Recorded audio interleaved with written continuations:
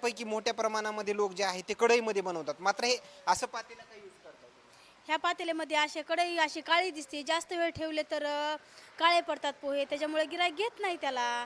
मग ह्या पाटीमध्ये काळे पडत नाहीत पोहे, त्याच्यामुळे ह्याच्यातच हलवतात आम्ही. बाकी जोड व्यवसायाला शेती वगैरे आहे का ह्याच व्यवसाय? ह्याला शेती नाही आमच्याकडं. आमचा एवढाच व्यवसाय आहे. शेती नाही आम्हाला पहिल्यापासून.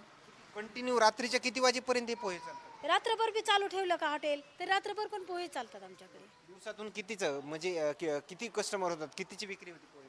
पोह्याची 12-13 हजार रुपये येतात आम्हाला. आणि बाकी सगळे इतर कॉमन पेक्षा पोहेची विक्री जास्त आहे. हो ना, पोहे जास्त करतात ना. पोहे पोहे आणि चहा फेमसच आहे आमचा पोहे चहा इथला. हो.